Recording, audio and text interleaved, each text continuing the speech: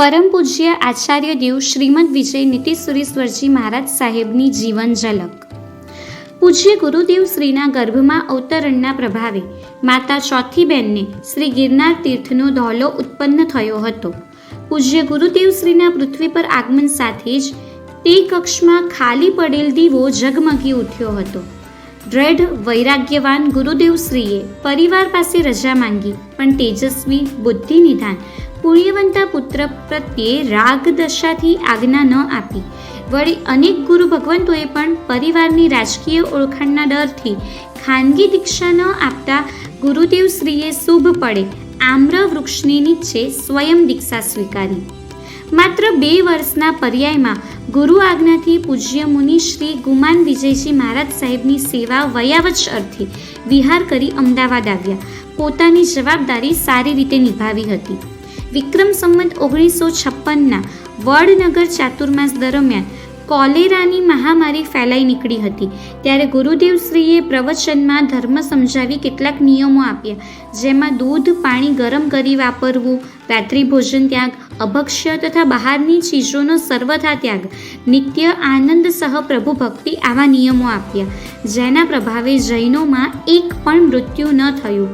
આ વાત ફેલાતા અજૈનોએ પણ નિયમો અપનાવ્યા, જેનાથી કોલેરા મહામારી નાબૂદ થઈ અને ખૂબ શાસન પ્રભાવના થઈ હતી. જીવદયા પ્રેમી મૂંગા એવા હૈદર અલીભાઈને શ્રી શત્રુંજય તીર્થની યાત્રાની પ્રતિજ્ઞા કરાવી, જેના દ્વારા શ્રી શત્રુંજય તીર્થની યાત્રા દરમિયાન દાદાના દરબારમાં સૌ સાથે જયકારા કરતા વાચા ખુલી ગઈ હતી. પરમ પૂજ્ય અનુયોગાચાર્ય પન્યાસ શ્રી રૂપ વિજયજી મહારાજ સાહેબ ડેલાવાડાની પરંપરાના આદ્ય આચાર્ય બનવાનું સૌભાગ્ય ગુરુદેવ શ્રીને સાંપડ્યું હતું. તે સમયે અત્યંત મુશ્કેલ કહી શકાય એવા ગિરનાર મહાતીર્થનું જીર્ણોદ્ધાર જેવું કાર્ય અનેકવાર શ્રી આત્મારામજી, શ્રી નેમિસુરીજી મહારાજ સાહેબ વગેરેની પ્રેરણાથી શરૂ થયું, પણ મુસ્લિમ નવાબની મંજૂરી અથવા આર્થિક કે બીજા કોઈ કારણસર થોડું ચાલી અટકી પડતું હતું. પણ ગુરુદેવ શ્રીની પ્રેરણાથી આ મહા મુશ્કેલ કહી શકાય એવું શ્રી ગિરનાર મહાતીર્થના જીર્ણોદ્ધારનું કાર્ય સંપન્ન થયું હતું. જ્ઞાન પ્રભાવના પ્રસરણા માટે ગુરુદેવ શ્રીએ 55થી અધિક પાઠશાળાઓ, અનેક જ્ઞાન ભંડાર ખોલાવ્યા હતા. વળી ઘર સુધી જ્ઞાન પહોંચે તે માટે જૈન ધર્મ વિકાસ નામનું માસિક શરૂ કરાવ્યું. વળી ગુરુકુલો પણ ખોલાવ્યા હતા. ગુરુદેવ શ્રીએ આપણા યુવા ધનની શક્તિ વેડફાઈ ન જાય અને શ્રી સંઘનો વહીવટ સુચારુ રીતે થાય તે માટે અને સ્થાયી રૂપે યુવાનો સંગઠિત રહે એથી 16 જેટલા સંગઠનોની સ્થાપના કરી, જેમાં આજે પણ કેટલાક મંડળો કાર્યરત છે. ગુરુદેવ શ્રી જાપ કરતા ત્યારે 2 દિવસ સ્વયં પ્રગટ થતા. ગુરુદેવ શ્રી સાથે રહેલ મજૂર ગુરુ કૃપાથી દિલ્હીમાં ધારાસભ્ય બન્યો હતો. વિક્રમ સંવત 1997માં વાંકલી ઉદ્યાનમાળા મહોત્સવમાં પાણીની અછત દૂર કરવા શ્રાવકોની વિનંતીથી ખાલી કૂવામાં વાસકશીપ નંખાવી પાણીની સમસ્યાને દૂર કરી હતી. ગુરુદેવ શ્રીને શાસન હિલના ડંખથી માટે સંઘમાં થતા વિખવાદને દૂર કરીને જંપતા. જ્યાં સુધી કલેશ મટતો નહીં ત્યાં સુધી ગુરુદેવને ચેન ન પડતું. સમાધાન થાય પછી જ શાંતિનો શ્વાસ તેઓ લઈ શકતા હતા. ગુરુદેવ શ્રીને પરમાત્માના શાસન પ્રત્યે અવિહળ રાગ હતો. સવી જીવ કરો શાસન રસીની દ્રઢ ભાવના હતી.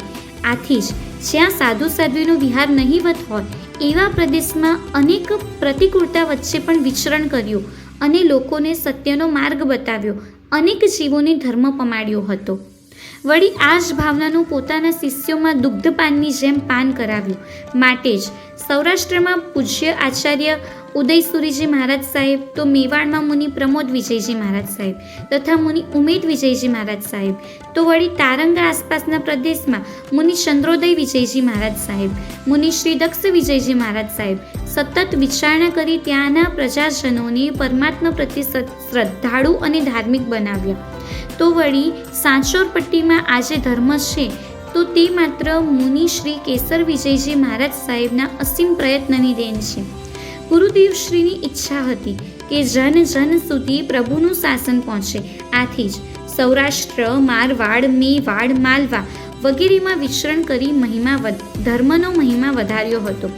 ગુરુદેવ શ્રીના અગ્નિ સંસ્કારમાં રહેલ શ્રીફળ અખંડ રહ્યું હતું. વિક્રમ સંમત 1980માં ગિરનાર જીર્ણોદ્ધારની પ્રતિષ્ઠાનો પ્રારંભ કરાયો હતો, જ્યારે પ્રતિષ્ઠાનો મહોત્સવ વિક્રમ સંમત 1985 માગશર વદ પાંચમના દિવસે થયો હતો. ફૂલચંદભાઈ નેન્સીભાઈ શેઠ અને ચોથી બહેનના ઘરે પોષ સુદ 11 સોમવારને વિક્રમ સંમત 1930 એટલે કે તારીખ 29 ડિસેમ્બર 1873ના દિવસે વાંકાનેર સૌરાષ્ટ્રમાં નિહાલચંદનો જન્મ થયો.